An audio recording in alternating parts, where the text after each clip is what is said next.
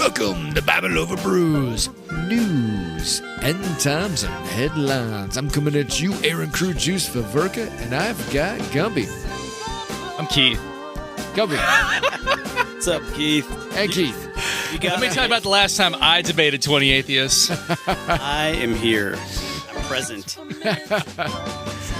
We're going to be talking about Jordan Peterson versus 20 atheists tonight. But first, we're going to look at this very interesting can with a frog on it. Hoppin Frog, Frogarita, Turbo Shandy Citrus Ale. It's very entertaining. I do like... It's an epic can, man. I do like the can. It's pretty cool. It's got like a frog with like sunglasses, like kicking back a cold one. I can't tell what those things are next to him. Are those two toilets? No, that's something else. Oh, those are margarita glasses. Okay. Margarita. This refreshing citrus flavor of the Caribbean are captured in this beer. Whether you're running around the summer sun or just wish you were, this beer will surprise, delight, and satisfy your taste buds. It's an ABV of 7%. 7%. Whoa. I didn't realize it was 7. I thought it was lower. Uh-oh. Oh, yeah. Stuff's about to get real tonight. Could turn into After Dark. Okay. It's heady, but not as heady as the last one we did. Ooh, that smell. Oh, take a whiff of that. It's got a nice little rim on there. Ooh, that does have a nice flavor. Fragrant. Yeah. It's got a nice waft to it. I mean, it's generically... it's like lime-ish. I guess it's probably lime. But it's like a little sweeter than lime. Oh, wow. Not quite as bitter. Holy cow, it's got a punch. Wow. Whoa. Good Lord. I'm excited. So I'm getting... Almost a little thick. Yeah, it's very thick. It tastes actually quite a bit like a margarita. Yeah. Wow. Yeah, it's got a big citrusy, hit to your face. Definitely sweet. My Lord. That could be dangerous at 7%. Yeah. I mean, because you could keep drinking that. I don't taste the alcohol. Wow. It's thick. It's sweet. Maybe just a touch salty. Yeah. Yeah. That's cool. I would definitely drink this. It's a sipping beer more. Yeah. Like, it's definitely one you take a little slower. But like much like how you would sip a margarita. Yeah. I would definitely put a little salt on the rim, too. I mean... Why not?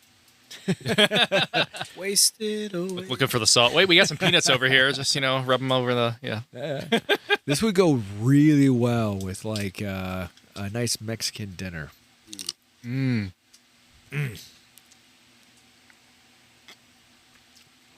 Lord. Yeah, it's got some nice kick to it. I like that. I was actually recommended to this brewery while flying to the West Coast. And they were like, hey, you got to try this little frog brewery place over in Akron. And That's where it's at, in Akron? Yeah. It's... What was the name of it again? Hoppin Frog. Yeah, Hoppin Frog. Yeah, I was recommended this place. I see why. Man, that is a very unique beer. That's pretty good. Yeah. That's a good beer. I could sip on this all dinner long. That's a bit dangerous. Yeah, that's solid. Because you could down one like that, and then like, oh, let me have another. Oh, maybe one more. And then you're gone. Oh, my Lord. 3 of these in, drive me home. Putting the turbo in Turbo Shandy. Yeah. It's good, though. I like it. Good job, Keith. Good job, Hoppin Frog. Good job, C's convenience store. Stocking some interesting stuff. Mm-hmm. Nice. All right, Keith, what you got for us? What are we? Okay, so there was this, I kept seeing clips of this going around, this Jordan Peterson versus 20 atheists. And this is on the Jubilee YouTube channel. So I guess I think I'd seen clips of these things before, but I didn't really understand what it was. But it was like this whole like place, like so many people against this other person in like a debate, like kind of like almost like a game show sort of. And like they're different ones. They have like one conservative versus one LGBTQ person, Charlie Kirk versus 25 woke students, 6 prom queens versus 2 secret nerds. 6 Star Wars fans versus 1 secret hater. Oh, I want to see that one. Oh, gosh. I really want to see that one. I know what I am watching for the next 10 months. Anyway, so... Star Trek? Any Star Trek? I I really hope there's Star Trek. swear I saw something there. No, I don't see one there. What is Jubilee? What is that? So it's a YouTube channel, and they do these types of videos. Like they have like a debate type game show kind of thing. So the way the format works, at least on the one on the Jordan Peterson, is they have this like circle of 20 atheists, and they have Jordan Peterson, and then like an open chair in the middle, and then they call out like 3, 2, 1, and the first person to touch the chair gets to debate. So a bunch of people who want to debate on the particular topic, and there was like topics like proposed through this. He has like Jordan Peterson proposed the topics, and they're like, what are they? Well, I'll get to those in a second. Okay. But anyway, the format, and then so they debate for a while, and they have like a set time per each topic, but also everyone in the circle has a flag, and when they raise their flag, they vote for that person to like be out of the debate. The person that's debating Jordan Peterson, whoever. So you have to relinquish the chair. Yeah. So like once a majority votes them out, then that person leaves, and then they call the next person up for the same topic. So more or less they're saying now you suck.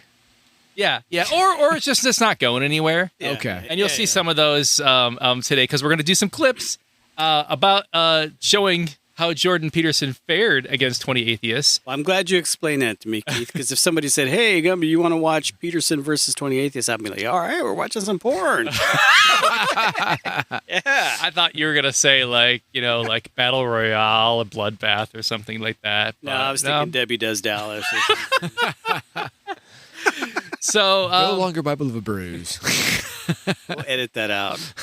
I think this made a lot of YouTube shorts because there's a number of choice clips where Mr. Peterson doesn't do so well, or Dr. Peterson. I'm sorry, he's a doctor, isn't he? Oh. And so he is actually taking a Christian stance in this to defend his position on what he believes Christianity is. I guess you could put it that way. So, because we have clips where he both says he's a Christian and says he's not a Christian in the course of I was just going to say, I didn't even know officially he was a believer.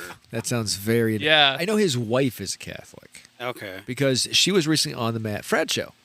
Oh, interesting. Yeah, she was recently... And he was with her, but she was more or less giving her talk with Mad Fred.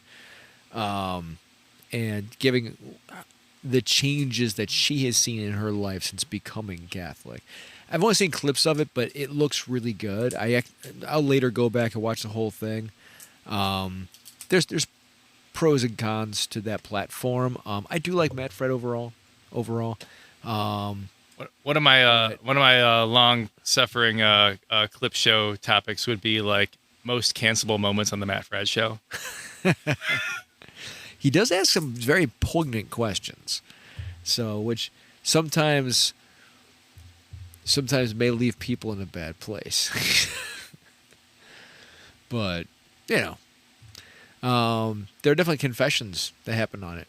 Could we? I mean, maybe we probably couldn't get Matt Fred on this show, but could we just like drive to Steubenville and accost him in his cigar shop? Oh, that'd be so much fun. Like come in recording. I would love. He has his own cigar line. Oh. I would love Chesterton. Well, that changes things. I would love to sit down and have a long conversation with him and just let him know we're going to endorse his cigars the entire time, because that would be fun. Mm-hmm. I would so do it. As long as I can like trash everything else he talks about, but endorse his cigars, I'll be cool with it. You're so mean. I know, I'm terrible. Why are you so mean? I'm just like Tucker Carlson going against Ted Cruz. All right, come on. Peterson before we lead in here, we probably should summarize Jordan Peterson. Yeah. Or like what our exposure is. Like, I don't know. Every time I try to do this, I'm just like, I don't even know what the hell to say. Like, I'm kind of feel like he's like, he says smart things that sound smart, but are really like just very surface deep when you actually dig into them. Like there's no there. He's very into this whole, and this is why he's been brushing alongside Christianity this whole time, because he had a very explicit, non-theist period, maybe even atheist, I'm not sure, or at least agnostic. Definitely agnostic. But he kept brushing by this whole idea of like, well, these stories are important in the culture, so therefore we must pay attention to them. So he kind of like coincidentally, I feel like always was trying to like make some like philosophical, deep sounding reason to basically support and ascribe to whatever the dominant culture said. Okay. Like if the patriarchy was dominant, he would be like, oh, there's a bunch of stories from the Bible, from ancient Egypt, from whatever, showing like men being dominant, therefore men should be dominant. And of course, a lot of his stuff has actually gone a lot about like empowering men to be more manly. He's been very big into that whole thing. I know that's not a sufficient description, but I feel like, I don't know. A lot of times I don't even think about Jordan Peterson, and then he comes up in the news, and I have to think about Jordan Peterson again, and I'm like, I don't even know what I think of this guy. Yeah. I draw a blank. I would say he's definitely on the contrarian side, counterculture in many ways. But from what I've seen, I haven't watched a lot, but from what I have seen, he does seem to endorse a lot of conservative views. But some of it seems to flip-flop a little bit. And that's where I'm a little bit on the fence, because in some of his talks, it goes one way, and then another talk it'll go the other direction. So I'm not sure, just being honest, I'm not 100% sure I know where he stands, because he appears to be bridging a couple different things. So that's as far as, I haven't listened to a lot of long talks from him. I've heard a few things from him, which I thought I did like his. I found some of his talks very interesting with some of the more prevalent talk show people. I watched some clips from those.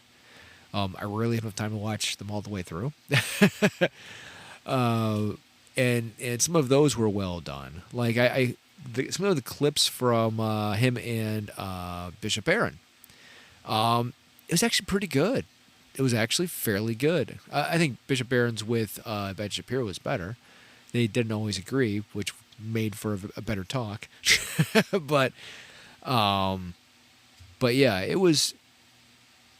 Again, I don't know where because again, he seems to have bridges going in different directions. So I'm not 100% sure where I sit. Audience, take this whatever way you will, but Bishop Barron loves Jordan Peterson. Yeah.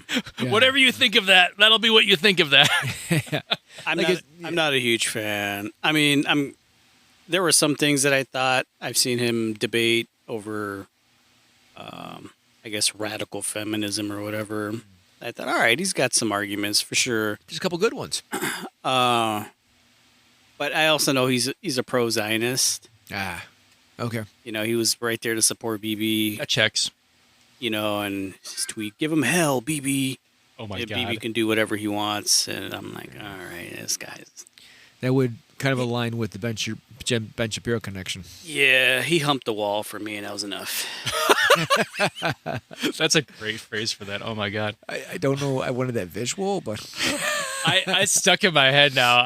Oh my God. I wouldn't even say it out loud. Oh, I don't make it worse for anybody else. Don't. It's your fault. You got the beer. So leading this debate, I think we've kind of brushed around where I sense an identity crisis in Jordan Peterson's marketing that plays into what we're gonna see. Interesting. Where like he's been all this time like, I am like a cultural observer outside of Christianity, but he's been widely embraced by circles of Christians who want to affirm his priors in their own arguments, aka Bishop Barron. Okay. So like his fan base has logically evolved there. It kind of like, I feel like, I don't know, I feel like it's another topic sometime. I feel like doctrine doesn't even matter anymore. Belief almost doesn't even matter. It's just like political tribes and allegiances have become like the principal things of the day. So like the tribe that was like in one corner with like Jordan Peterson's agnosticism has more in common with like rad trad Catholics than those Catholics have in common with other Catholics. So therefore they eventually get together because everything just kind of like collapses in our society. But that's a long-winded thing, but like. But isn't that ironic? A little bit erotic, don't you? I don't know what you're good at. What? I thought it was about single Alanis Morissette. I was thinking Alanis Morissette too. I'm like, set that one up. That's the beer as well. The fact that you're aligning with what is not Catholic is kind of ironic. It's like You should be fine. You should have more conciliar ideas with those who believe the same things you believe. Right? I don't know anymore, honestly. Like, I mean, there's a whole bunch of arguments with it, but seeing Jordan Peterson fanboys mix with everything else in modern conservative religion, I'm just like, I don't even know what's going on anymore. Oh. All right, let's see if these videos can help. All right, what do you got? What do you got? All right. So yeah, let's go right in. We're gonna set off. He's got Jordan Peterson has 4 different claims that the video is broken into. The debate is broken into. So we're gonna do one clip from the first claim, just to kind of like get ourselves started here. The claim 1 was atheists reject God, but they don't understand what they're rejecting.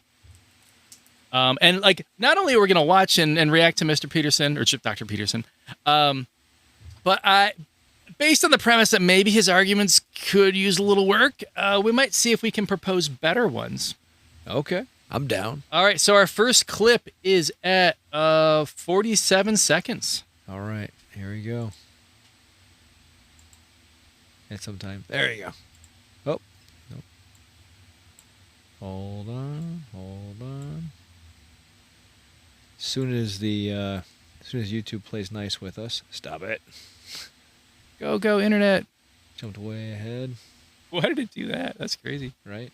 I mean, honestly, you could just pet at the beginning for this one because you could actually see how the debate an goes author, up. a podcaster, public speaker, and today I'm So he's surrounded introducing by himself. 25 atheists. Oh, it's 25? I thought it was 28. My first claim, 25. atheists reject God, but they don't understand what they're rejecting. They're all looking at each other. Countdown. Dude with Good the hat afternoon, guy. Dr. Peterson. How are you doing? So this claim here that atheists don't know what they're rejecting. My background is in studying to become a traditional Catholic priest, daily mass, daily rosary, going on long retreats, deep into the magisterium and biblical hermeneutics, like I was thoroughly in it. And it seems like I do know what I'm missing. Is there something that I missed over years of study, both this issue formally and living out religion so deeply? Well, that's kind of weird because he didn't actually give a reason why he doesn't believe. I don't know if he needs to, though. Okay. Let's see what Mr. Peterson says. Dr. Peterson's, I'll get it. Well, you obviously feel that you missed something when you were practicing for the priesthood. Your aim was off then. So And there's so- always the possibility that it's still off now. What was off about my aim in the first place? I don't know. That might take This a long is so time to figure out. this is the But condescending bit. This is a little bit weird because, so the atheist is making a claim, but he didn't back anything up with that claim. Well, this is starting, though, from Jordan Peterson making a claim. He's This is making a true. claim that atheists Yeah. reject God, I that they don't agree. understand I what they're agree. rejecting. But it's hard to understand what the atheist is objecting to. So which fallacy would, well, I guess it depends on which side you're False premise. Like, well, I mean, I think his point, the atheist point, is fair that like whenever someone rejects a religion, like someone will be like, well, you didn't really understand it, and like, but this guy studied it very deeply, like how, in terms of like what he was actually doing day to day with his life, where he was focusing his priorities. What could he have done differently to understand it? I'm not arguing with what he's saying. I'm arguing with the fact that he didn't have an emphasis of why he's the atheist. So that entails false premise. So, It seems kind of like this no true Scotsman type of fallacy in which you're the thanks, Stephen arbiter of Fallacy. people's aims and how they understand those aims to be. How is it that you can claim that people don't know something that you know about their life despite not having met them? Well, it's obviously a generic claim, just like the atheist claim that there's no God is Yeah. a generic claim. In your case, it would have to be specified more, and I'm not claiming. and in that case, he's actually true. Because when we claim that there is no God, that's actually a fictitious claim. Because there's no way you can travel the galaxies to say, oh, yeah, God doesn't exist. I just came from 2 galaxies over. You can't do that. So that's actually also a false premise. To understand what was going on in your mind, but Yeah. my experience with atheists is twofold, is that they have a very reductive notion of what constitutes God, let's say in the Judeo-Christian tradition, and they've often been hurt by someone who was religious or by the religious enterprise or perhaps by God himself, so to speak, and that's So left right them with there- an animus. Okay, so I feel like this is a very common crutch in arguments for God is that the person who is rejecting God must have been hurt by religion, therefore they can't think clearly, which is reductive and condescending. Well, that's valid. That's valid. Yeah. Yeah. So I'm really curious. Now that we've heard the question, we've kind of heard Jordan Peterson's initial response. Like, how would you argue his point better that atheists, or would you even argue his point that atheists reject God, but they don't understand what they're rejecting? Is that even a valid point to argue? I think it's actually it's a philosophic question. It's not a religious question. I would actually say that most humans in religion, including those aligned in religion, don't fully understand what religion is or what God is. It's kind of like how I actually like the way the Catechism puts it, because it actually explains that God is something that's mysterious that we can never fully understand in this life. That is true. We can never understand what God is in this life, ever. There's no way. So what do you like? Let's refine it. I'm playing now the devil's advocate very much. So I'm thinking about that. Me, Satan. I'm thinking about that one. Like, wasn't Chesterton? Was it? Who said that? Like, oh no, was it? Not the guy. The other English guy. Newman? Was it Newman? Who said like people don't reject? Oh yes, yeah.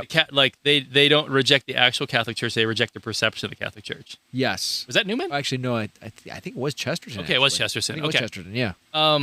Like that feels like a similar claim, and I feel the same way about that one, because all you can really do is like see how you've interacted with the Catholic Church in your life, what like say priests or other leaders have done around you, how the teachings have been presented to you. Like we all have a limited perspective. So like, Who's to say that the perspective that the Catholic Church is life-giving is any more valid than the perspective that the Catholic Church, colonized my, like whatever, and subjugate, did all these bad things to me, or had all these bad things around me. Right. And my trouble with that is it ends up being anecdotal, because if I'm pulling from personal experience, that's anecdotal. So I'm not pulling from anything that's peer review. I'm not pulling from science. I'm not pulling from anything that can be greater than my personal experience. Which goes equally true for the person who accepts the Catholic Church and the person who rejects it. Well, sort of yes and sort of no. If they are holding to a principle that is greater than their own perspective, if somebody rejects the church based on their own personal perspective, then no, that's not valid. But if they reject the church based on something, let's say, I don't know, Mein Kampf, then they're trying to use something that's bigger than themselves, right? So, like, I came to the Catholic Church based on three things: history, science, philosophy. Those are the three things that make me Catholic. It's nothing personally anecdotal. I'm actually, it's kind of weird to say this, emotionally, I'm actually kind of agnostic of where I stand. But because I base my belief in science, history, and philosophy, I hold to the Catholic Church. All of those I understand to be represented there. You know what's brilliant about his question, though, at the very beginning? It already pre-assumes that God exists. And that gives the atheist a disadvantage at the very onset. If the atheist would have come out and said, well, first, can you define to me what God is? And then I can tell you or not if I'm missing that. Well, keep in mind, the whole debate isn't whether God exists or not. The debate is about Peterson's claims in each section. So they're not specifically the question, though. Like that question already presumes God exists. That was it. That was the question he presumed. Right, yeah, and I think that's actually an effective thing on his part, on the atheist part, is because you want to grant him something to like see if that actually is consistent. Like by granting part of the argument, you actually can demonstrate an inconsistency in the other part of the argument. Okay. You'll see this a lot as the debate goes on. Let's see what happens. But I think that you have a reductive view of what atheism is. You've defined religion so broadly to include any sort of having aim in life, any sort of cultural archetypes, or having a metaphorical substrate. And atheism to you is a very specific type of like three people in the world that are these Raskolnikov type of, they want to get away with a perfect murder. It seems like you have the reductive view of what an atheist is. Okay, that I have to give him, because I've known plenty of atheists in my life, and they are not a one-size-fits-all whatsoever. So that I have to give them, because that is true. Actually, most of the atheists I know are actually agnostic. They use they use the broad term atheist, but they actually mean agnostic. So, Well, let's start with your claim. How do you define the God that you're rejecting? Like, what is God to you? You studied in the church, you found that unsatisfactory. How would you characterize what you rejected? I think the average Christian believer, when they say that they're Christian and they believe, they mean some sort of God that is all-powerful, all-perfect, is somehow involved in the matters of this world, and that we look to them through wisdom and with the Logos incarnate in Christ. And it also seems like you don't believe in religion in the way that the average Christian says that they believe in religion. And there are as many gods out there as there are believers, because everybody has mutually exclusive and different views of what God is. So it seems Well, like if everybody had mutually exclusive views of what God is, no one could speak to each other. That's true. The mere fact of communication presumes a commonality of assumption and definition. And it's certainly not the case that I regard any archetypal manifestation whatsoever as equally religious. So that's not a real claim. Let me give you an example. For example, there's a sub-narrative in the story of Moses where Moses is rewarded with a glimpse of God. So this one I might actually cut us off, because he tries to get into the story and he gets so far off the rails that it literally affects the rest of the question. So, I mean, but I got to say, Peterson actually came back pretty strong on that one. Just saying, he did come back kind of strong on that one, because again, he's going back to a basic principle of you are using anecdotal ideas. the point that I was actually strong in there was that there was a commonality in language.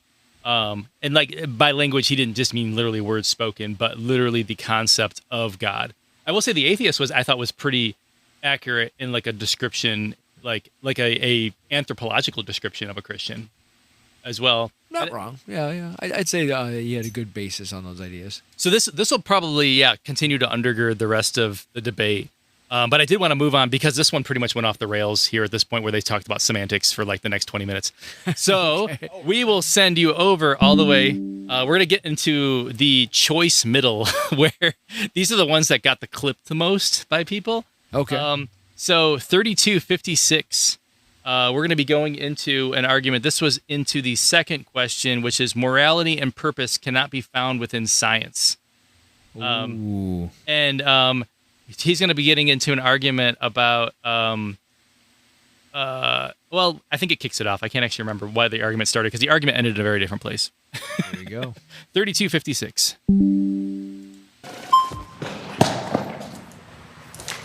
How you doing? Nice to meet you. Nice to meet you. I guess since you said morality and purpose cannot be found in science, it would just depend on like what you're referencing. If you're saying a description of your psychological preferences would be considered within science, sure. But I don't think that you have to say that it comes from science in order to be like an atheist. As an agnostic atheist, I don't know if God exists, and I don't believe that a God exists. And the only ones that I would really reject would be like the all-knowing, all-powerful, all-good, perfect notion of God that plenty of Christians prescribe themselves.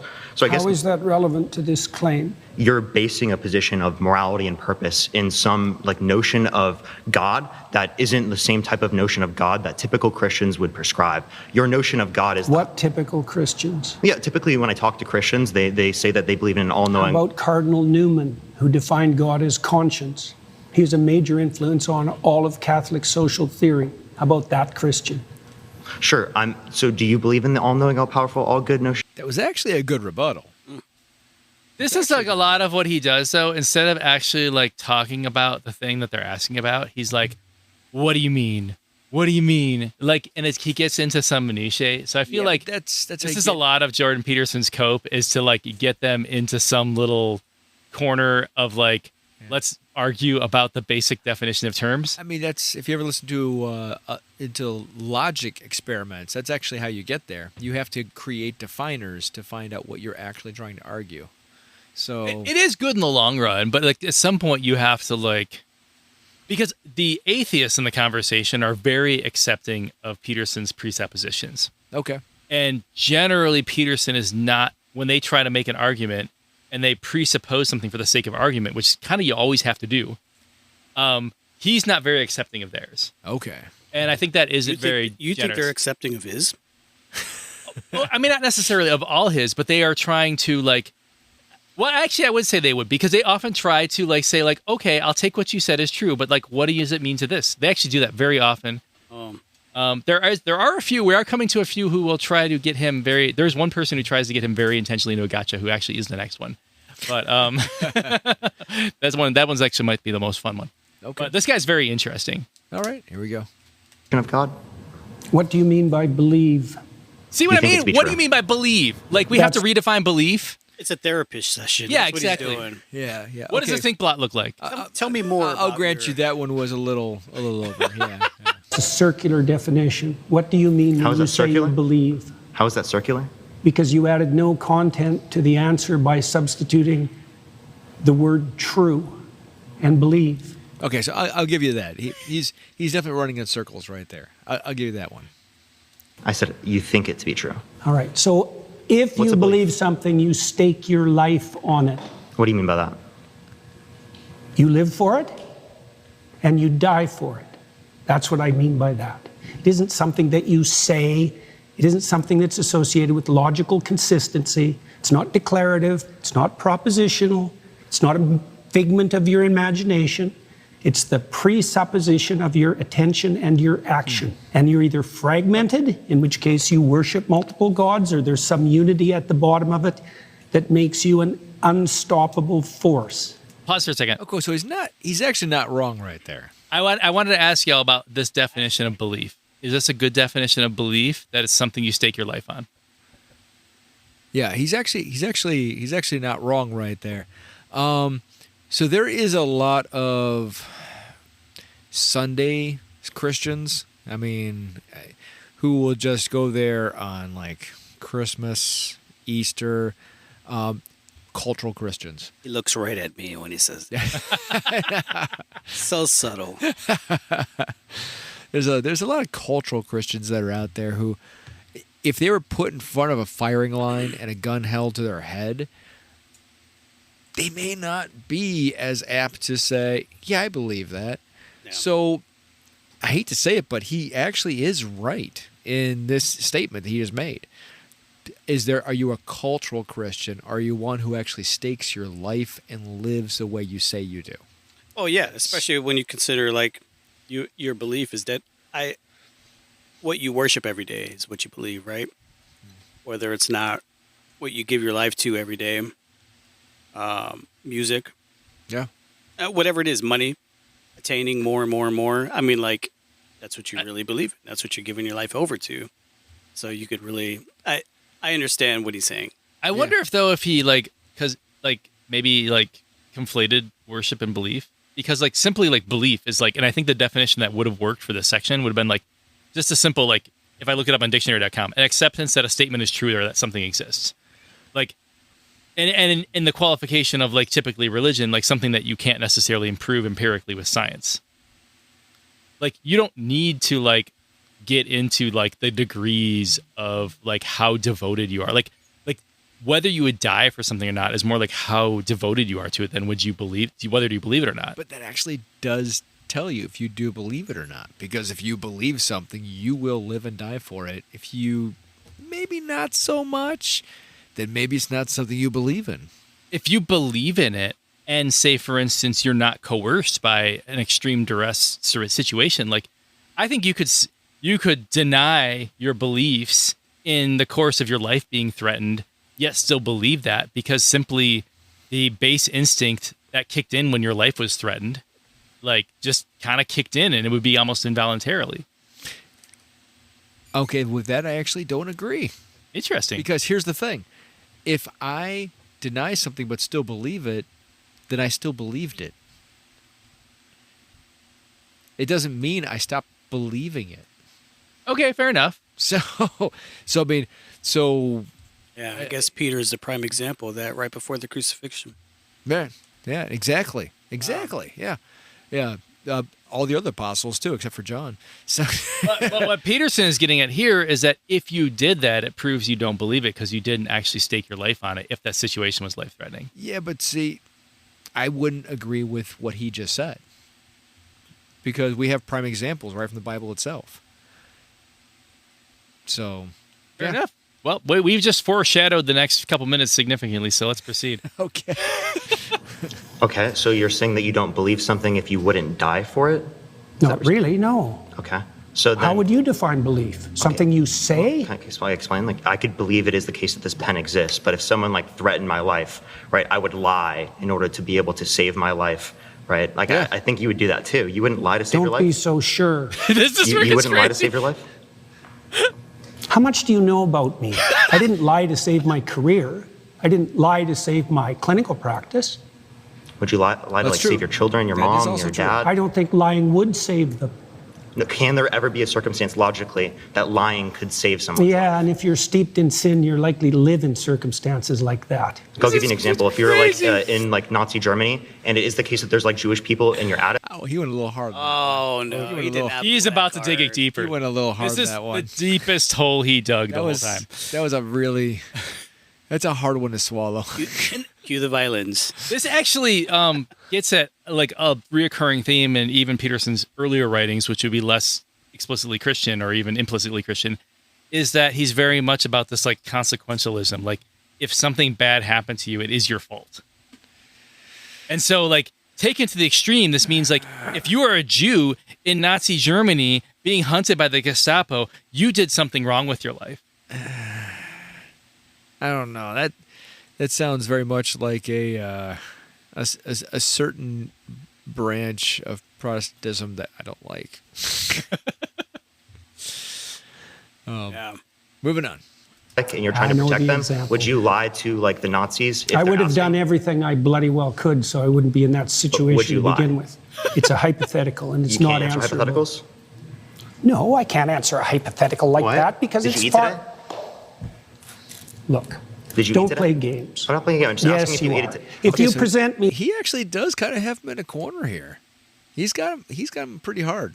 with an intractable moral choice that's stripped of context and you back me into a corner, you're playing game. You just I admitted just it, too. told you Hypothetical. I would do everything that I could. Is a hypothetical question To a make sure- game? Hang on, real simple question. Is posing a hypothetical question, is that a game? So I would depend. It depends on the context. It can be. We just in our previous recording we actually saw some of that. So it can be. Mm-hmm. It can be. It does feel a bit weak if you have to go to that for Yeah. your argument. Well, but like, okay, maybe there's a differentiation because I feel like if you pose a hypothetical question that's based off of a real historical circumstance, like what would you have done if you were born 70 or 80 years earlier or whatever? I guess 100 years earlier if we're talking about World War II, in a different country. Like that really happened to people. And you could argue it's actually happening again. Well, you're not wrong. Yeah. I think it's fair to ask people what they would do if ICE was knocking on their door and they had people that were being hunted by ICE behind them. It's happening. It is a real question. Yeah. That I'm never in that situation. By the time you've got there, you've made so many mistakes that there's nothing you can do mistakes that of being isn't Jewish. a sin. The mistakes of being in born Germany. Nazi Germany and trying to protect people that you care about. Like there could be a Jewish friend that you have, and you want to protect them. I think you should have just them in give your up on attic. that line of questioning. Give up on just like trying to clarify your position. Because you I don't did like. Are you like clarify. uncomfortable with me asking this question? It's just a basic hypothetical. Like I could ask It's you. just a basic Yeah, yeah. hypothetical Like, where you're. like, you- if- He went pretty hard on that one. I would argue, too, Jews- it's not even just a basic hypothetical. It's literally the most common hypothetical in modern history. It is. Yeah. Yeah. the Jewish question? Like asking what you would do if you would protect Jews from the Gestapo. That is a very. That is the most, common like, question. everybody who, like, read the Diary of Anne Frank or went to the play or whatever in middle school, like, probably had to write, like, a little paper on that hypothetical question. There was an essay on that. Yeah. Yeah. I mean, that is. My kids have said things like that. Exactly. His lives at stake in Nazi Germany. That's just a basic hypothetical. Obviously, you would lie in that scenario to save their life, but you're like not trying to answer this question for some reason. I just told you why. Are you anti-fascist? Like, so you're Why anti-fascist? are you asking that? I was just asking, just clarifying.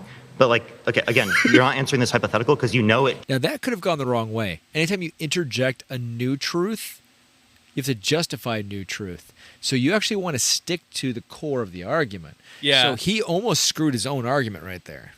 So Shows that you clearly would lie to save I'm someone's life. answering it in Obviously, a that's not manner what you truth don't is. find acceptable. Obviously, because I care about truth. I wouldn't be in that scenario. Obviously, right? Logically, because that's No. already happened. Like, that's in the past. You don't have a time travel device. We're bringing this logical hypothetical up to show you that in some circumstances that do happen within the real world, you would lie to save people's lives. So your definition of truth isn't actually how we're typically using it. So what you're trying to do is you're trying to muddy the waters when I ask you, like, do you believe this? Do you think this to be true? So you don't actually have to answer the questions. And plenty of Christians don't like that because they clearly see that you don't really like want to be associated with I can Christianity. with that imagine respect. that I was in a situation where the best I could do as a consequence of my previous mistakes was to tell the least amount of lie I could manage. But that would likely indicate that I had made all sorts of catastrophic errors on my way there. So Right. you would lie to save someone's life. So again, you do believe it to be true in that circumstance, even though you like lied in that scenario. So No. Where are we? Why are we even there? I don't understand. yeah, we're getting some pretty gray, muddy water. I mean, this is all starting from his definition of belief that you would stake your life on it, that you would take that, truth to the grave, that you would never tell a lie. I feel like the argument is weak, but he just let Yeah. him carry on too much because you could use that argument for any genocide. Yeah, I mean, at this point, everything that they're throwing out on both sides right now is kind of anecdotal. It's like, him, huh? Really, that's not Without what the you see to be true. context that I put it in. You were not willing to die for it. said- You were not willing to let other people die for it. So that's not what you see to be true then, seemingly. You're doing exactly what I said you were doing at the beginning of the conversation. You're generating an impossible, restricted, hypothetical with no precursors to back me into a How is it corner. possible? Is there something contradictory about it? I'm assuming Nice that to they're meet you. going Yeah, to. nice to meet you too. All right. All right, let's move to the next one. 4910. This is a fast hitting. This is the troll who pops in, but a very interesting troll nonetheless. And this might be the most clip that was clipped. 4910. Right. Jeez, it jumps. Okay, so we're gonna start at 48 because it it's fine. seems to be jumping back and forth right there. You're really quite something, you are. Aren't I? But you're really quite nothing. Oh, wait, You're not a I do like his shirt though. We're in the wrong spot. We're at 4810. Or no, you're in 51. Pop back a little bit. Really? No. No, look at the bottom timer. It did. You're right. There, right there. Have to Wait, tell you. look at the bottom timer. It seems to be off on the mouse. Oh shoot.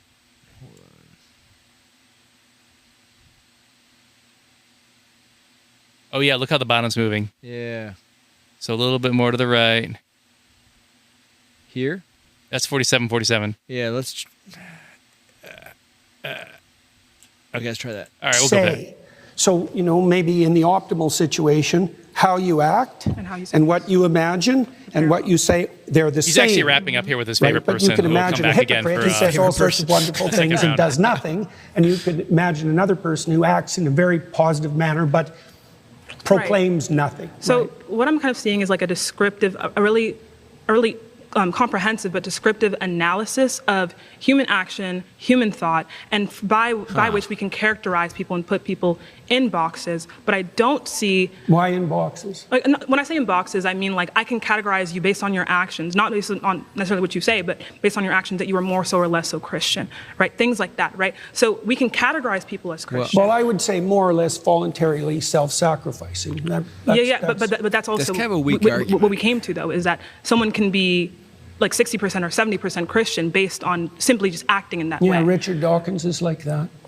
He's not wrong. So that is actually a very weak argument coming back at him.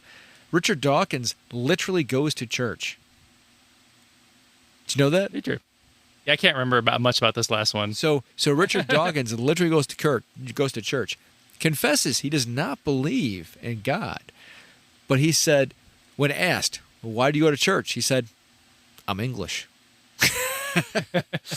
There's a lot of people like that at ours for sure. Yeah. I watched that debate. Let's pause there. He's been voted out by the majority. Very good. Thank you so much. Really, very thoughtful. Voted out. Oh, yeah. That's how the next person gets in. Hey, Dr. Peterson. How you doing? Danny, nice to meet you. What's your name? Danny. I like his shirt. You're saying That's kind of a cool shirt. It's very celebratory. I like your shirt. atheists worship things or people or places, whatever.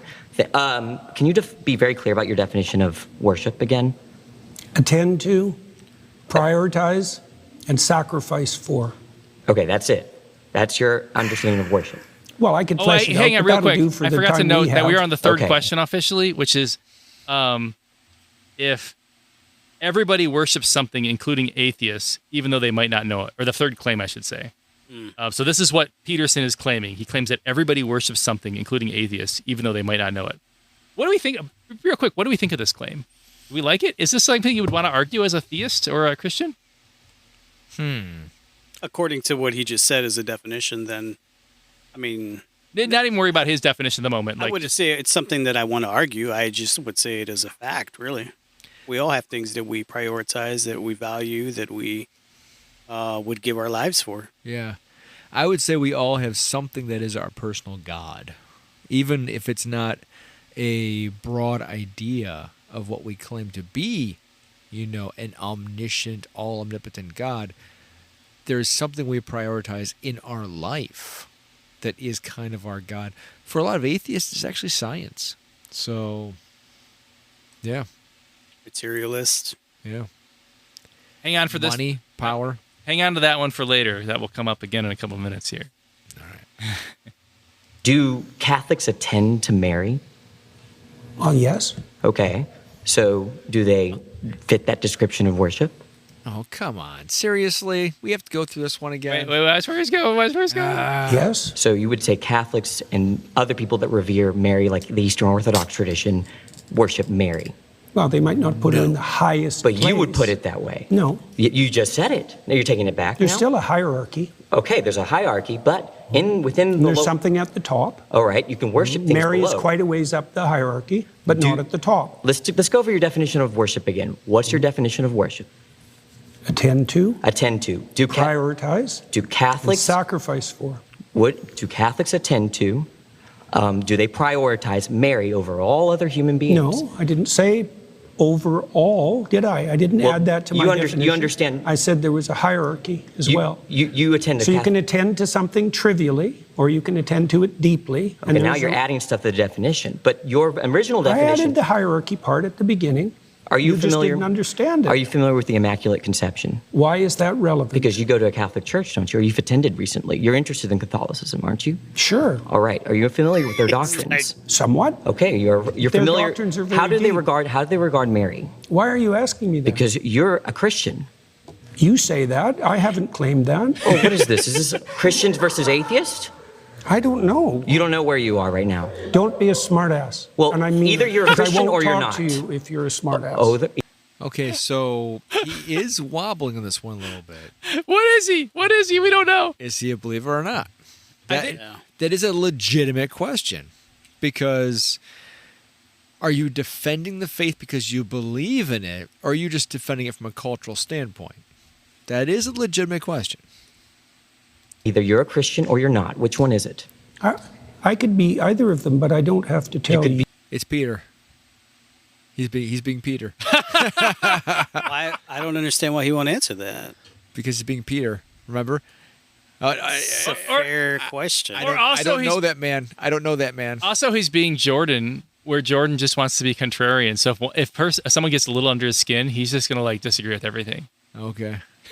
Interesting. You don't have to tell me. I was under the impression private. I was invited to talk to a Christian. Am I not talking to a Christian?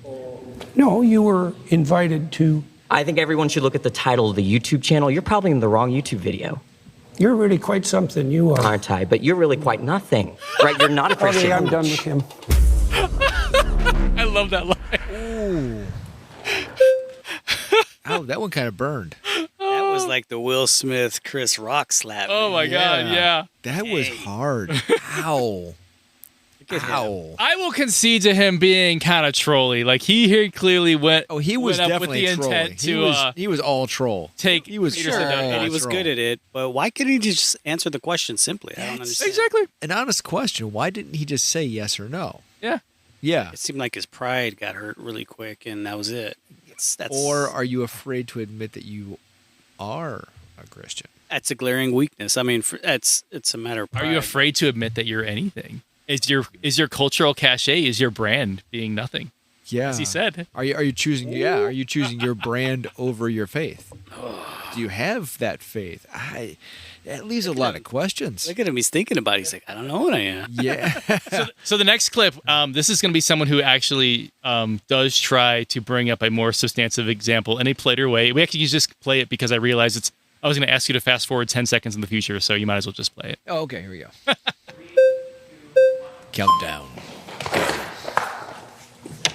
Hi there. Hi, nice What's to your meet you. name? Gerard. Hello, Gerard. Nice to meet you, seems sir. like a So very you nice said individual. that worship is when you prioritize and sacrifice for something, right? Yeah. Okay. But there's a hierarchy in there. Sure. So I prioritize and sacrifice for my wife more than I would prioritize and sacrifice for a random person on the street, right? Probably, yeah. Presumably. Do I worship I don't know. my I've wife? seen some pretty bad marriages. Assuming a good marriage, are you saying I worship my wife? I'm trying to define worship. Well, that's what I'm asking. So prioritize and sacrifice. I do the those higher things. it is in the hierarchy, the more what you're doing is akin to worship. But even in your Okay. trivial acts of attention, you're prioritizing and partaking in worship, even if you don't know it. So I am And it's prioritizing. partly, well, with regard to your wife, say. So why do you value your wife? You do value your Yes, wife. I love okay. her. So I Right. prioritize and I Okay. sacrifice for her. Right. So that's within the confines of love, let's say. And Sure. What else does it serve? What else does what serve? Your love in your marriage? I mean, I am married to my wife because I Okay, but so that is a legitimate question. He is asking about where your priority status is in your own personal hierarchy. That is a good question. love her. That's Yeah. also why I prioritize and sacrifice for her. I certainly wouldn't think I worship her, and I don't think anyone else would make that. I'm Are you trying to making make that a claim? definition. Okay. Yeah, that there's a hierarchy of attentional priority, and as you move up it or down it, So again, he's hammering on something that's actually very good. Like for example, if you love your wife, do you value your country more? Right. Yeah. So he's trying to get at a question of what is your actual hierarchy. But it can't be a slippery slope. Yeah. So I mean, it is a legitimate question. So what I think the atheist is getting at though is like, just because you have a hierarchy doesn't mean at the top is something you worship necessarily. It doesn't prove that. And so like Peterson's contention is that you must be worshiping something. But if someone's like, hey, my top priority is my wife and I'm not aware of any higher priority, just because it's at the top doesn't mean he's worshiping his wife. Right? I think whatever is the highest priority of your entire life would be the center of what would be called worship. It's whatever the greatest devotion of your life is. I think there's a stigma just to the word worship that atheists don't really like. Yeah, I if we agree. called it something else and just called it prioritizing. All right. Prioritized hierarchy. Do either of you worship your wife? She's No. certainly high on my list. I mean, yeah, definitely. I mean, she's way up there, but worship, no. Okay. So fair enough. So, okay, take someone who's just as devoted as to your wives as you guys are. My kids. And no, like another person in another spousal relationship. Like they have a different wife, of course, than your wife because they're not two man. people married to your wife. I would hope so. And they're just as devoted to that person as you are devoted to your wives. Okay. Just suppose that they don't believe in God and they don't worship God, they don't attend church. Okay. Just substituting that out from the top of your hierarchy and their rest of their hierarchy is the same. Does that automatically mean that they are worshiping their wife? I'm going to use a citation from Jesus Christ. You cannot serve God and mammon. He right there gives you a priority. Whatever is the greatest thing in your life, that is your worship. You cannot serve God and money. Right? That was he. So is that the was wife what- mammon in this scenario? That was what Jesus expressed as worship. Was you cannot give devotion to God and to money. Who is he saying that to though? Well, it's a money changer. Exactly. So he was saying that to someone who lived and died by profit, by exploiting right.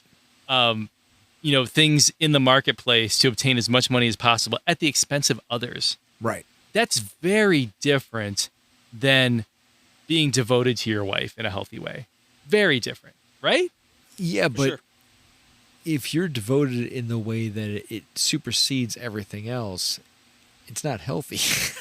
I think Jordan, in his effort to be so smart, so quick, kind of put himself in a bind by just limiting what quote unquote worship is and defining it as that, Yeah.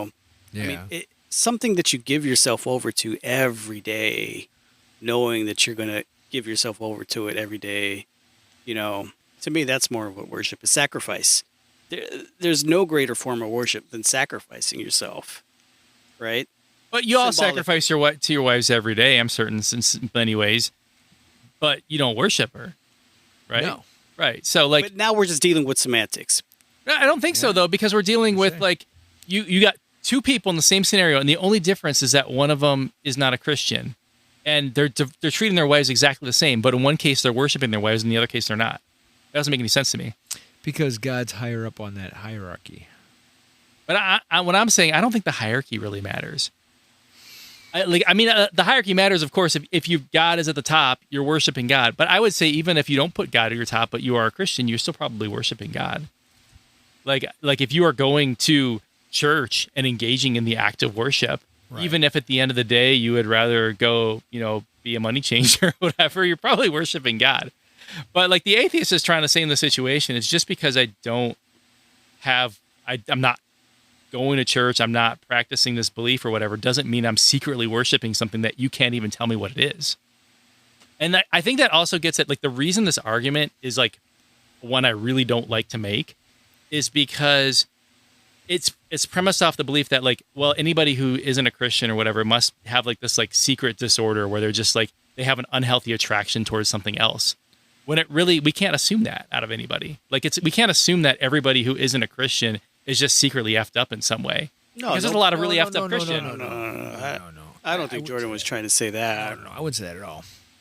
No. It's so, for example, I have a set of priorities that are my values of life. My values of life are firmly aligned with my faith. That dictates everything I do in life. So, because it actually justifies the actions that I take, that would be my prioritization. I sacrifice my own will to do what I believe is the good thing. And I do that every day. I don't want to do the things I do every day. I would rather go hit a guy in the face than be nice to him, but because I know it's the right thing to do according to my faith, I'm nice with him. So that sounds to me less like a hierarchy and more like there is a belief that permeates your activities, your devotions. It's actually filtering into all of those. Well, that's why I don't like the word. Full disclosure here, I'm not huge on the word worship, even as a musician in the church. I've never been huge on that because, if you even take where the word worship comes from, biblically speaking, and where we get it within religion, at least from the Christian standpoint, it comes from, right? I know you guys know. Leviticus. Well, I was thinking even before that. Okay. Abraham. Yeah. Sacrificing Isaac, right? So it's confusing. It was that's what he considered worship. That's true. Yeah. It was obeying God's commands. So worship was directly tied to obedience to what he felt was right. Yeah. That goes right in line with the dictionary definition, which is the feeling or expression of reverence and adoration towards a deity. He would do anything for the deity.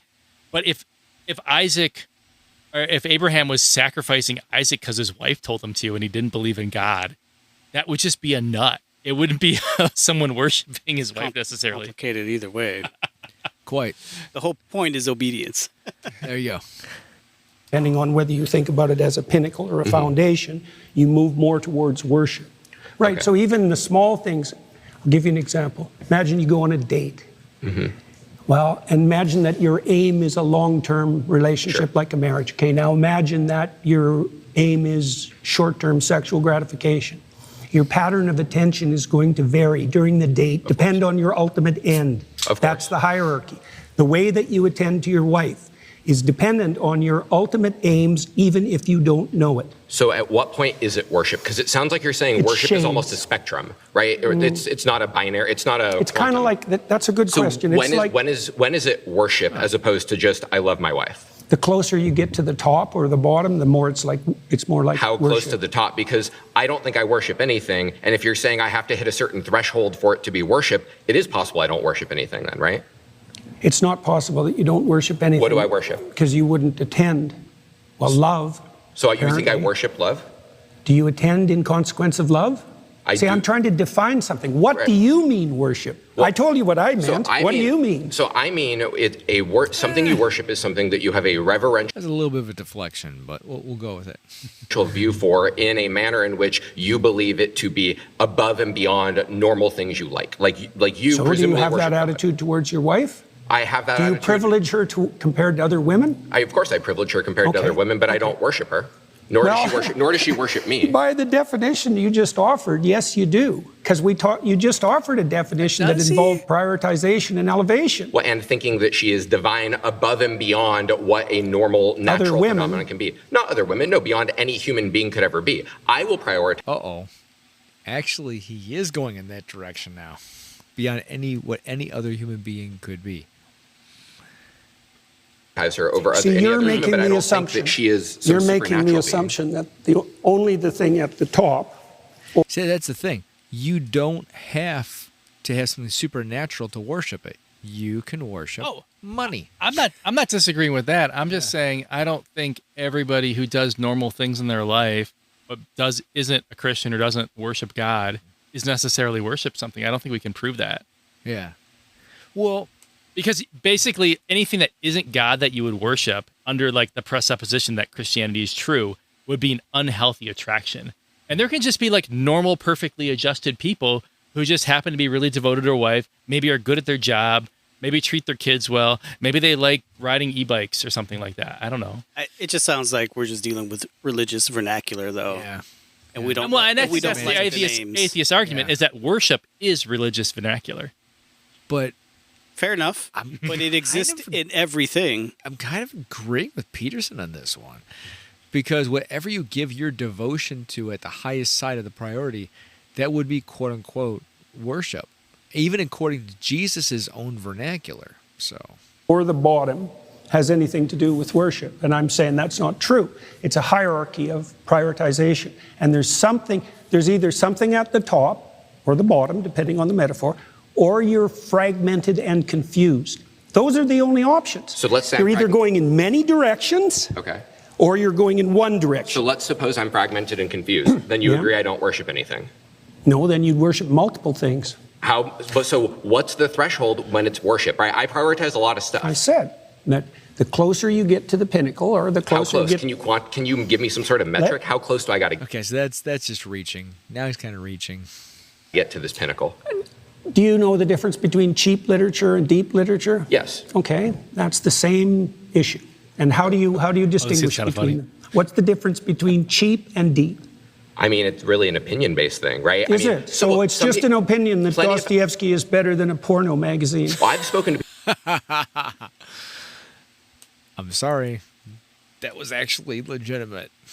If you know Dostoevsky, it's going to go far. Oh, that's fine. Several layers deep. I think he's going to turn it back on him. People who think To Kill a Mockingbird's cheap. It's one of my favorite books. So, I mean, people will differ on opinions. Well, just because people are stupid about things doesn't mean that their opinion is valid. That's certainly true. I agree with that. Okay, well, do you think there is a hierarchy in literary quality? I think that there is a hierarchy to an extent in literary quality, but I think once you get to a certain threshold, it is just opinion. Like, I agree. Dostoevsky is better than a porno mag, but is F. Scott Fitzgerald better than Ernest Hemingway? I don't know. Yeah, fair enough. Why do you think that? Because of what a book is, what literature is. Dostoevsky, he follows what literature is the purpose of more than the porno magazine does. Good. Well, so it's about purpose and definitions. That was a good rebuttal, back and forth.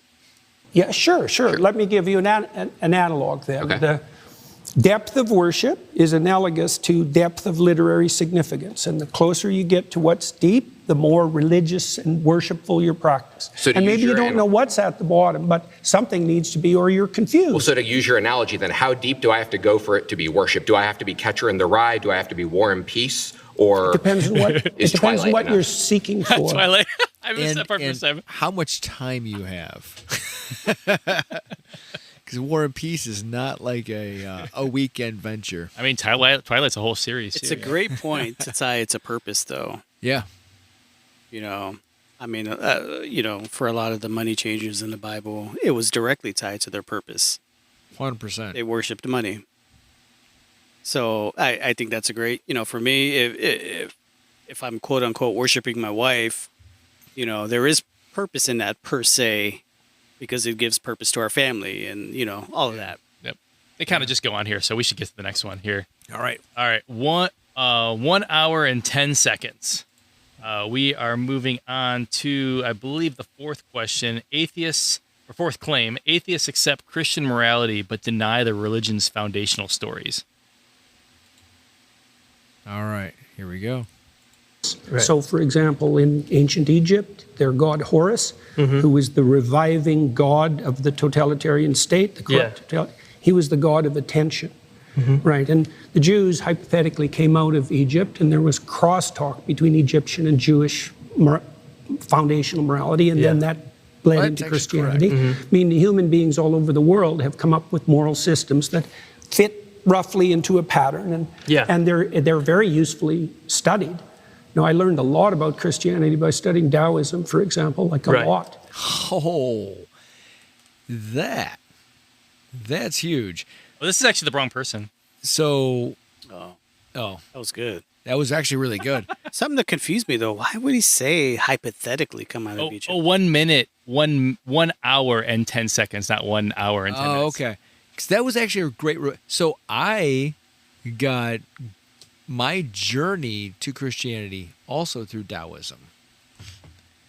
So I'm planning a whole episode around that. Oh, interesting. Yeah, like my journey was incepted through that. So I think this argument ended up being more about like why looks like scared. Is it really rejecting Christian morality if you got the ethics from somewhere else? Basically, I think that's where that one was going at. Gotcha. But yeah, one hour exactly and 10 seconds, or you can just do 1 hour exactly. This poor guy looks scared. Yeah, we're looking at this curly hair guy here. Yes. Yeah, we want to do his stuff. He's good. He has some interesting technique too. All right, here we go. Is all of this in line with Christian ethics? Oh wait, skip a little bit earlier. Oh, you missed the singer. Oh, okay. There you go, perfect. Yeah, we'll roll with that. That's good. All right, here we go. My final claim is that atheists accept Christian morality, but deny the religion's foundational stories. Yeah, it's a toughie, Jordan. Hi there. It's very nice to meet you. What's your name? I'm Ian. Hi, Ian. Yes. So God says that you can own people as property. He says that you can beat them with a rod too. He commands genocide in Deuteronomy, in Numbers, and in Samuel. I mean, they have a goddamn baby. Before we progress, I already have an argument, but go ahead. Barbecue in Numbers. Like, is all of this in line with Christian ethics? No. So then God doesn't fit within Christian ethics. Well, the biblical library is a continuing story, and everything written in it has to be contextualized by the entire text. There's 65,000 hyperlinks in the biblical text. And you can take pieces of it out of context and criticize them, and that's what you're doing. But that's a mistake, I think. It's an analytic mistake because you're putting the cart before the horse. I really don't think so. I think that if we say that something is Christian ethics, then Again, he's arguing from an Old Testament viewpoint, and that's not Christian ethics. It predates Christ by 1,800 years. I think that all of the books essential to Christianity would fit with it, especially if it's like the main character. When we're talking about How do you deal with God, the morality of war? So how do you think you should deal with the morality of war? Sure. Because I feel like the morality, like I feel like Christian ethics, like this is kind of, I guess I just think it's like kind of an absurdity to say that God doesn't fit within Christian ethics. But sure, well, we can go on my ethics. That's totally fine. I don't know what you mean by an absurdity. What game are you playing with? Well, I just think that it's an absurdity to say that the Christian God doesn't fit within Christian ethics. That like the Christian God isn't like Christian ethical. I said that the specific statements that you made don't take the context of the stories into account, and so that your analytical approach is faulty. Sure. Don't put words in my mouth. Sure, then let's go through the example. Yeah, so, and I apologize. So let's go through the example. So in 1 Samuel 15:3, God says, go and slaughter the Amalekites, slaughter the men, the women, the children, the infants. Okay, so right off the bat. Well, I mean, Jordan's going to have to pull himself out. So right off this, that phrase that's used, and that's actually used all throughout the early parts of the Bible. That phrase has been proven, I can show you, proven to only be a phrase of war. How do we know this? You can know by the Bible itself. If you go back to the wars of Joshua, for example, where they say, kill every man, woman, child, and the beasts of the land that are in their possession. Okay. Save the virgins. But here's the thing. We know they didn't do that. How do we know that? Look 2 chapters ahead. They're trading with them. Yeah, they're still in relations with them. Yeah, 100%. So we know that's only a term of war. It's not actually practiced in the Bible. Like nowhere in the Bible. Well, his problem is that, and I agree with you, because you do see them a couple chapters later, especially in Joshua, after those commandments were given. But the term being used is what's conflating the confusion here, because I agree. God commanded. Yeah. Yahweh instructs. Yeah. You know, and when you didn't do everything that God said, then you were punished by death. Yeah. But as like Dr. Heiser pointed out, that same term is used by the Canaanites and the Akkadians, and it's a common phrase in ancient Mesopotamia. Yeah. So all it means is go to war. It doesn't mean kill everybody. So the phrase God says just means go to war. Yeah. I agree with that 100%. Yeah. The problem is conflating it with the New Testament and parsing the two together, because you see the God of the Old Testament versus Christ in the Beatitudes in the New Testament. Yeah. But the Old Testament's in the Christian Bible. Every Christian denomination has the New Testament in their Bible, I'm pretty sure, right? It's the point is that conflating the two is it doesn't matter what context it's in, whether it's in the Catholic Church, whether it's in the Protestant Church, and throughout all of the Middle Ages, whenever you parse the two together, it's just hard to reconcile. It is hard. But isn't that saying that like the Bible as a cohesive story doesn't make sense? I would say it's the context of the passages, because when you go through and you try to parse the passages, everybody doesn't realize that this was a very ancient text. By the time the New Testament comes around, those phrases are 1,800 years old. So they're way out of context, even within the Bible. And so nobody is remembering that these phrases have a context almost 2,000 years before the Bible even ends. Right. But this kind of goes back to our other cruise episode that we did. Yeah. Whenever we did. Where, quote unquote, today's modern Christians still use the Old Testament as justification for that. And I'm sure that's where they're going to end up going, because it's like Christian ethics today still use Old Testament for modern day foreign policy or whatever it is, you know? It's unfortunate. I think I don't think they actually make it here, but like a sub argument I could see is like, wouldn't like an all knowing, all powerful God, no, think ahead? The answer is no. On nope. How this would be interpreted? Nope. Because he's talking to a very specific people at the time. You can't say, oh, by the way, we're going to say this thing, and you're going to misinterpret this. They can't say that stuff to a people that are 2,000 years before that. You can't. You just can't. Because they're not going to understand in context what he's saying. So the answer is no. I thought we were just saying he wasn't saying go kill those people. Right, exactly. But what I'm saying is he can't, in his foresight, he can't say something they're not going to understand. It's tough. Yeah. It's a tough one to pull out of, man. Let's proceed. Let's see how he wiggles out of it.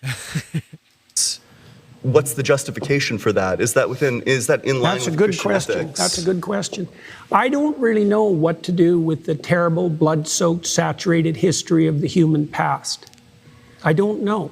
And I don't think anybody knows. I mean, what you try to do in your own life, as far as I can tell, is to conduct yourself in a manner that makes such things much more unlikely.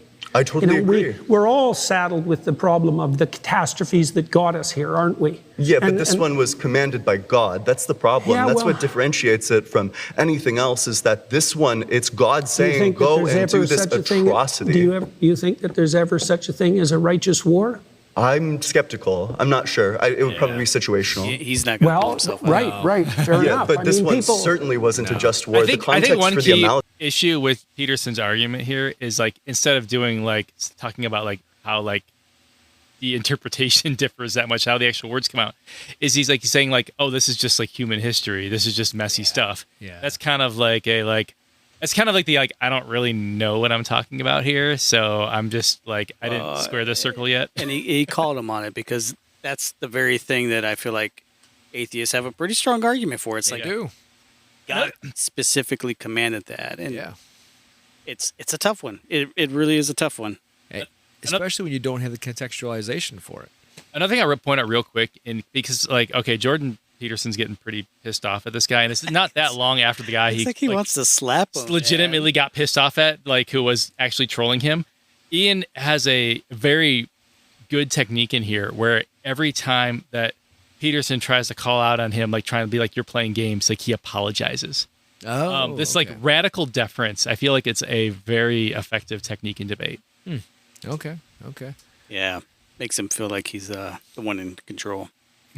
I'll point out, too, that the atrocities in the Old Testament are in line with the laws of Hammurabi. And if you look at the laws side by side, the Hammurabi laws and the Torah laws are actually far more merciful than what is being laid out by the laws of Hammurabi. So you could actually see a gradual evolution towards what's more merciful if you look at Torah versus Hammurabi. But then you're at that point, then we're arguing for like a moral progression, right? More or less, yeah. So then it implies that, really, like Keith was trying to say earlier, then God wasn't really all knowing. You know, he had to kind of learn from his mistakes too. I would almost say it's cultural. Because if you try to take a people and you say you're only going to do this, let's say, you drop in the middle of the Middle East and you say you're going to be like Buddhists, right? They're not going to last very long. They're going to get wiped out by the surrounding cultures because you're not abiding by what the people around you are saying you should do. However, if you have a gradual progression towards things that are more merciful, you can slowly, almost like when you're cooking a frog, quote unquote, guide them slowly to becoming more and more merciful through time. You can help people slowly over time, or you can drop people in the middle of the desert and hope they don't get wiped out.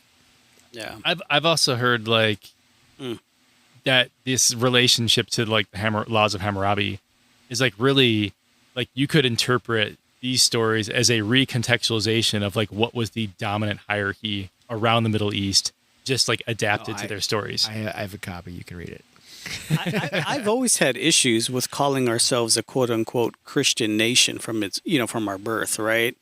Like, because calling ourselves a Christian nation implies that somehow we're following Christian laws, i.e. Christ, right? Christ's teachings and his commands, but we're not. I mean, if we called ourselves an Old Testament Yahweh nation, that would seem to me how our nation acts more accurate.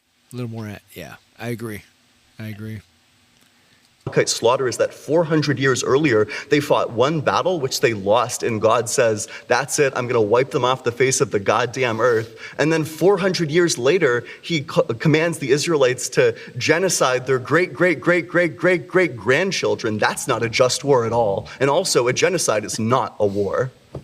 Well, a genocide can be a war, but... Absolutely not. Look, The genociding of the Amalekites, the men, the women, and the infants, that's not a war. The infants Again, cultural context, that's not what is actually taking place.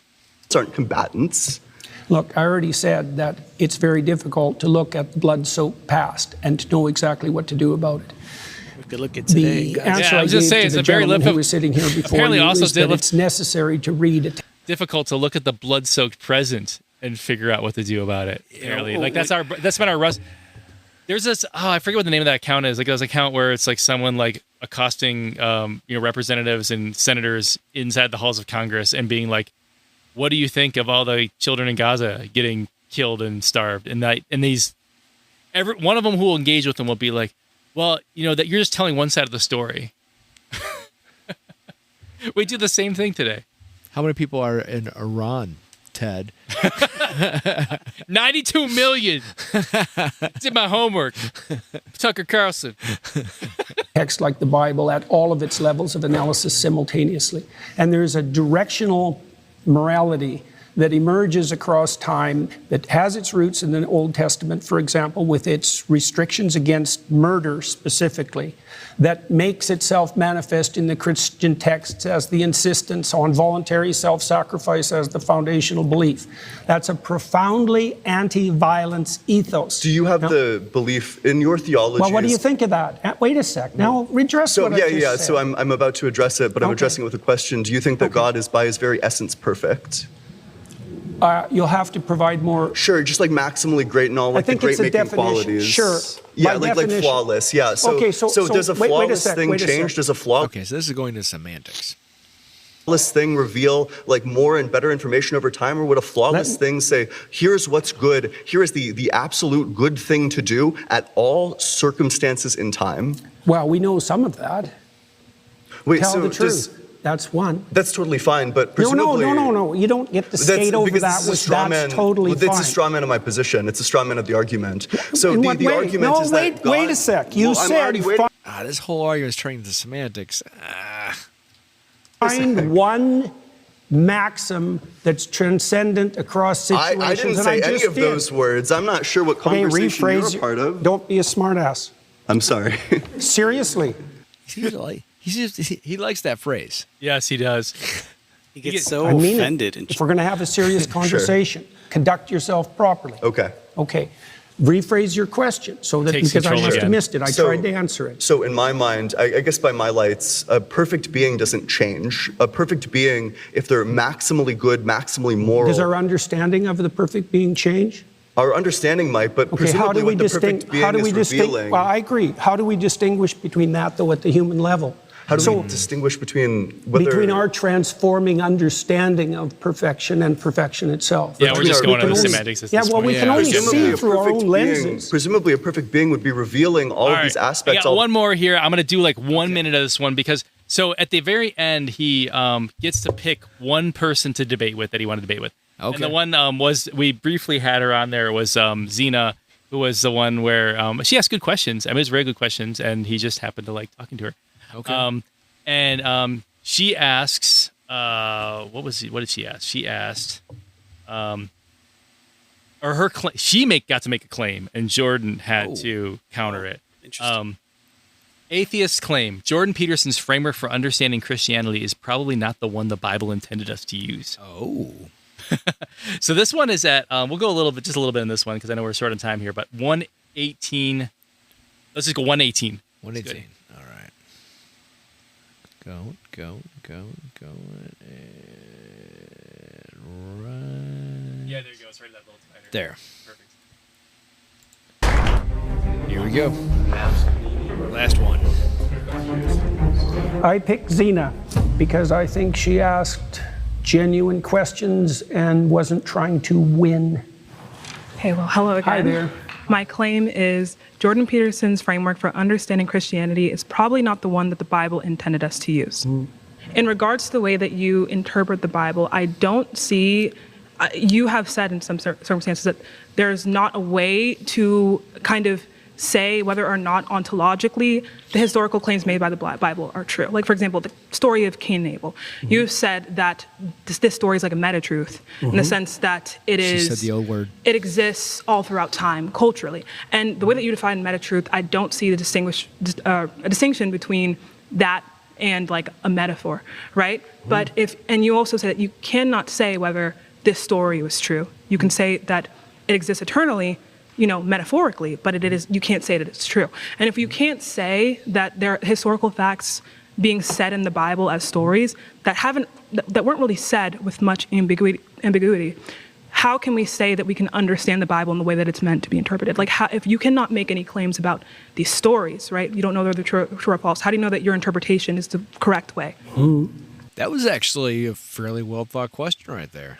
Yeah, and that hits at the heart of not like, I mean, obviously she's going at what is Peterson talking about, and he's always been talking about the stories over truth claims, and that these stories are meaningful, and that's his stance, and he kind of strays away from whether they're true or not. That's what I picked up on earlier when he said hypothetically they got out of Egypt, right? And I was like, what? Hypothetically? Right. I'm like, you're setting yourself up to be knocked down. Yeah. So they did, they didn't. They did or they didn't. I mean, yeah. Here we go.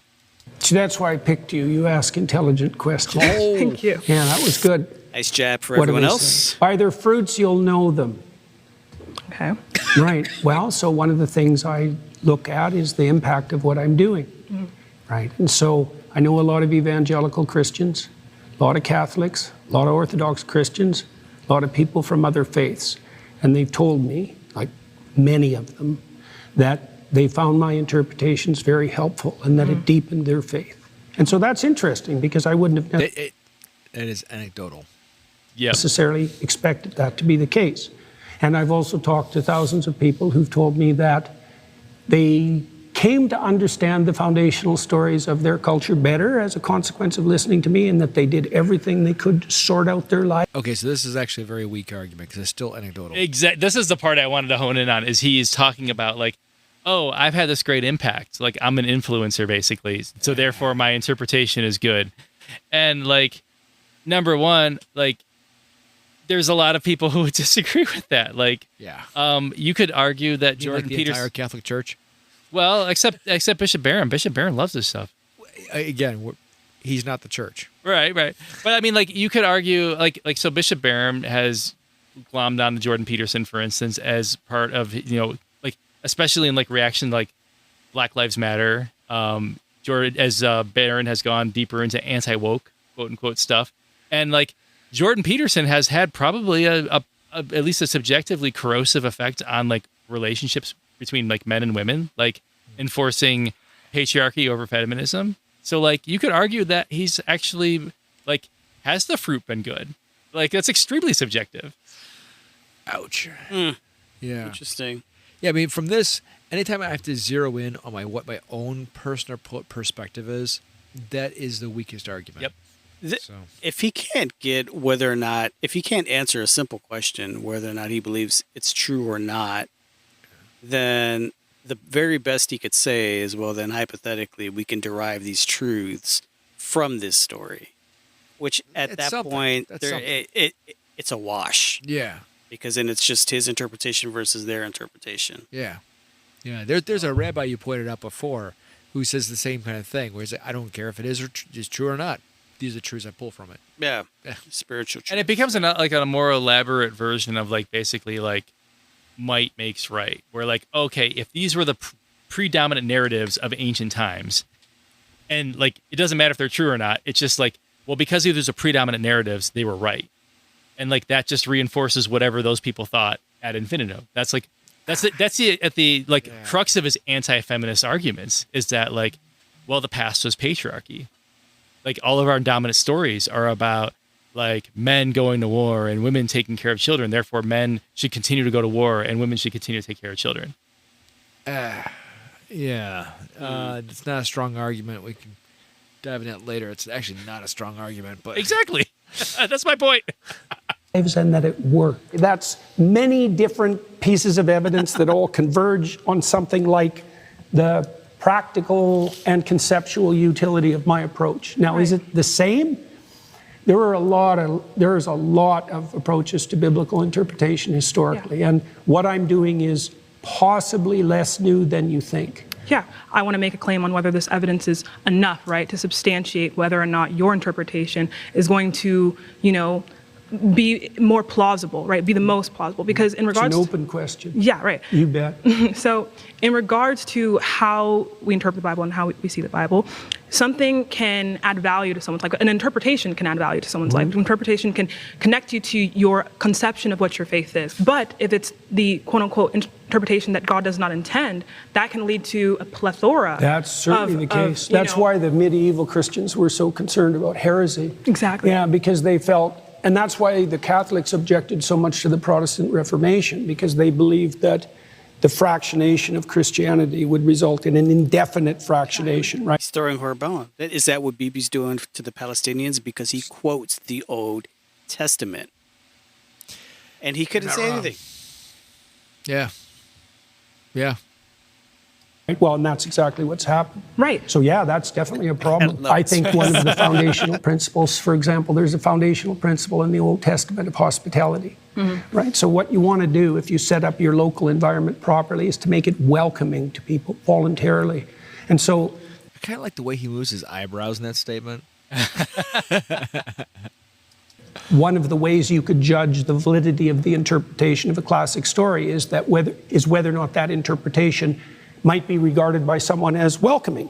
Does that represent something you'd actually... So in his defense, there are set up inside the old Torah laws like sanctuary cities and stuff like that. There are laws for the visitor in order to integrate them into the tribe. There's actually a couple of very famous people who were brought into the tribes, like Caleb and stuff. They came from other tribes. So yeah, it's not wrong, not wrong. Like to have if you were acting in your own interest in the long run. Right, and we can talk about that. Like do... Protect you from fear might be another one. Exactly. So we can talk about like how these interpretations of the Bible, like if they kind of resonate with us. And I think that can in some case be some kind of like evidence, this might be true, but I think we need to ask, is this evidence damning, right? Is this evidence certain, right? Yeah. So, but I do want to look at, again, the consequences and our understanding of this interpretation once more. So we look at, again, the story of Cain and Abel, and we say, so I believe this is a meta-truth. I believe that this story is resonant throughout cultures. That is all true and dandy, and I'm sure that there is in some way, the story was put in here for the reason, right? And that is true. Even in the Catechism, it states that the first 11 chapters of Genesis are actually primordial tales that are based on truth and factual evidence of our past ancestors, but are told in an ancient primordial fashion. So, a cultural tradition of Mesopotamia. To tell us about, fights between brothers. But also, you can't say I do know or I don't know that this story is false or true in an ontological, historical sense as a historical fact. Were there two people So, and that's something we can never truly know. I mean, even if you look at the ancient names in the first 11 chapters, we know that those names themselves aren't real names. Adam, for example, is the birth of the culture. Eve, same kind of thing, birth of life. Actually, Adam means like mankind. Eve is like the birth of humankind. So these are names that are meaningful, but not individualistic in the Old Testament. And that goes all the way through the first 11 chapters. If you go through and look at any of their names, it actually is a reference to something we're supposed to believe rather than merely a personal person that is there in the Old Testament. So, Noah, could break all that down. Noah's name actually is a reference to that. That were specifically referenced. Okay, I don't think that's knowable, but I'm not sure why it matters to you. So the reason why it matters to me is because we need to know how we should interpret the things that the Bible says, and the many ways. Right, but like if we interpret sometimes poetry, sometimes history, sometimes fact. And he is 100% correct right here. For example, if you look at the first 11 chapters again, they're not actual history. They're like a primordial idea of moral tales. If you look at things like Psalms and Proverbs, those are literally poetry. Job. Everyone looks at Job as this historic tale. No Jewish canon has ever put Job in history. He's always been poetry. So if you look at these different books, it's a catalog of different genre of literature. I completely agree. I think what a lot of maybe the younger generations, especially the atheists, might have a problem with is that you would see, like I remember the ambassador for Israel in the United Nations when they were trying to vote sanctions against Israel for one of their many war crimes. And in the vote, he held up the Bible right in the United Nations in front of every other nation. And he says, this is our mandate.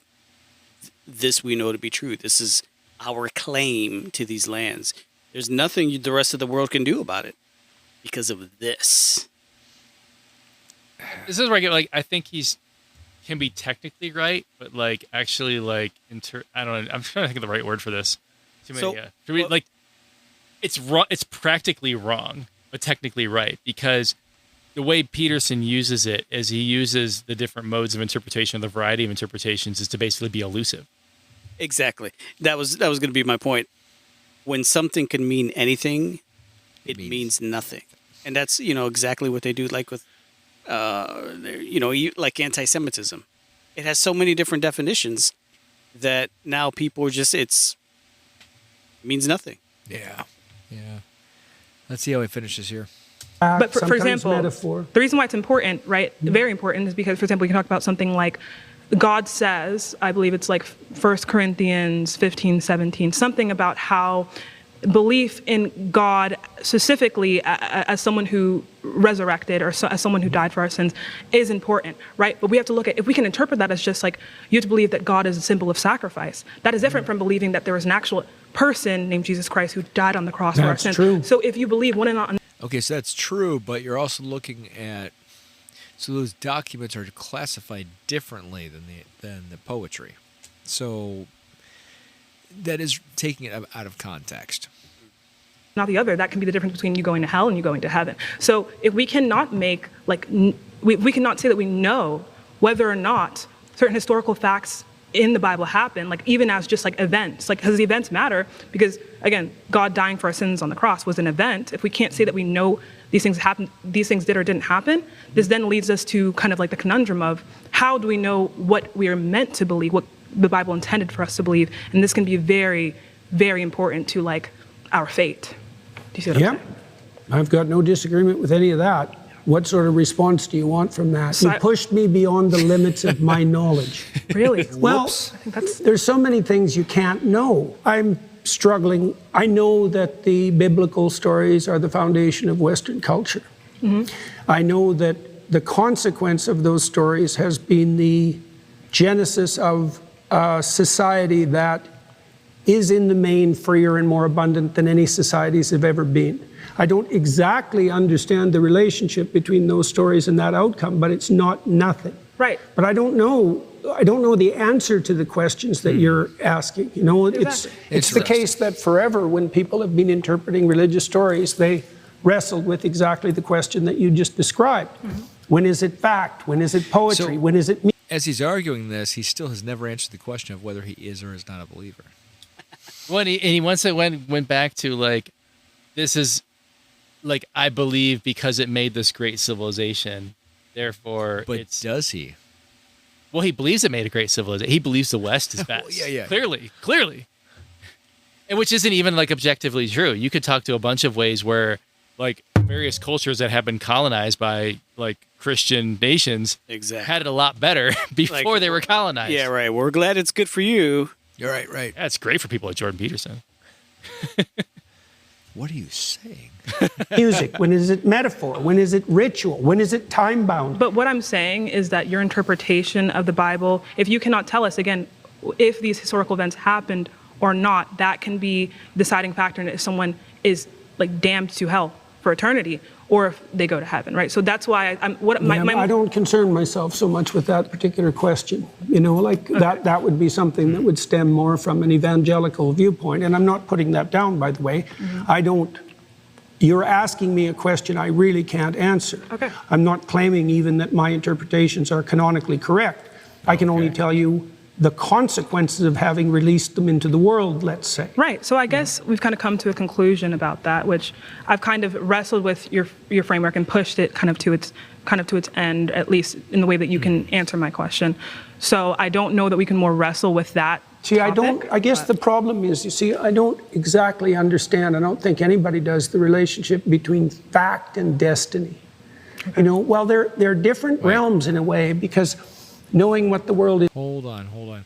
So, fact and destiny, should we define what that is, according to Peterson? Because what is destiny? What is fact? Is fact what has happened? And destiny where we are spiritually going, physically going? I don't know. I got lost where he was going here. I feel like he was getting a little bit of... I think that's the kind of what she's arguing. She's like, you can't even say what you're arguing is fact. She made a nice little dig there that we've reached the logical end of your framework. I'm a little lost in this one. And he kind of backed himself up in the beginning. I feel like he just kind of grew into this. Yeah. Yeah. I'll give him another minute or two, but that's He only has a minute left. There you go. It's made of doesn't help you navigate through it. Not really. It doesn't provide you with a foundation for navigation. But knowing the facts of the world is obviously useful. And the relationship between those two things, part of that's the mystery of Western civilization and the continued competition between science and religion. To bridge this kind of understanding between fact and destiny is like an important question that the burden is on Christianity to answer, and specifically interpretations of Christianity. And if we can't do that, why is the burden on Christianity? Because it posits, right, that this interpretation, right, is going to be a way to understand God. But if it's faulty, right, that can what evidence would you accept? That would be an interesting question, because I've seen people try to answer the question, and I've never really been moved, because I can always attack and then kind of get to this point where the answer is I don't know. Well, here's an answer. Let's pause there. I'm sorry, that's time. Okay. All right. Well, thank you so much for the rest. Well, I definitely... All right. That was a great question. Why is the burden on Christianity? I think when you're saying... If you're a Christian, if you claim the faith of Christianity, then I could understand the burden being on you and having to wrestle with that, but... I agree. Why does it fall back on Christians? When there's evidence-based research, cool. But if you don't accept the evidence-based research, then why does it fall back on Christians? I'm not quite sure what you mean by that last part, but I do feel like if... Well, because inherently we believe it. Right. If a religion is making a truth claim about, like, you do this and you're saved, or you don't do this and you're not saved and you go to hell, like, about this destination after you die, right? Like, it's incumbent, like, that the burden of proof is on the person making the positive claim, not the person making the claim that, like, I don't think that makes sense. I would say, though, I've brought it before. I've actually had guests on that substantiate this, and we'll continue to dive down this because, again, I am a believer because of history, philosophy, and science. Those are the reasons I am a believer. So when we dive down that path, there is a lot of evidence. And I would actually say that a lot of the unbelievers don't look at that because there is third-party evidence for a lot of the claims that are made for belief. And they're not examined. I actually know, and of course this is anecdotal, so I'll just say this is anecdotal right at the start. I know personally one of my friends, staunch atheist. I have told him where to look up peer review articles on things like Eucharistic miracles and Marian apparitions, which have scientific explanations. I wonder which friend. Of things that have been left behind. And he refuses to read them. So, again, where does that fall? I'm wondering if this was the Skeptics Roulette. It was not. He's actually never been on the show. Oh, okay. I was remembering where this came up in a Skeptics Roulette that I couldn't go to. Yeah. And I was listening to it, and I was screaming into my earphones because I was like, "This is a good counter argument. You didn't use it." So there's really good evidence, and I've compiled more since then. There's very good peer-reviewed scientific reports that have come. It's a compilation. It's not one or two things, or it's actually a summary of a lot of things that make me a believer. We should do a follow-up on Eucharistic miracles and these things, because the things I've read on it so far, I feel like there's still a foundational chain of custody issue that I don't think has been resolved by these. We'll look at it. Alrighty. Yeah. But, yeah, I would definitely say this needs further explanation, further studies, but everything I've read has led me to be a believer. So, and again, this is anecdotal evidence. But the atheists that I know refuse to read the scientific reports. So take that for what you will. You know, I've had kind of this talk with a few of my pastor friends, because I was very honest and open with some of my own personal struggles with especially the Old Testament. Why is it not okay still just to say that I don't need everything in the Old Testament to be true or fact? Can I pull some spiritual good truths out of the Old Testament? If I look hard enough, yeah, I can. Like one, here's a good one that you can pull out. I think it's a good thing from the Old Testament. You're going to make enemies when you invade other lands that aren't yours. There you go. Even if your God tells you that. Like, you're going to rock the boat. Yeah. Like, people aren't going to like you. It's true.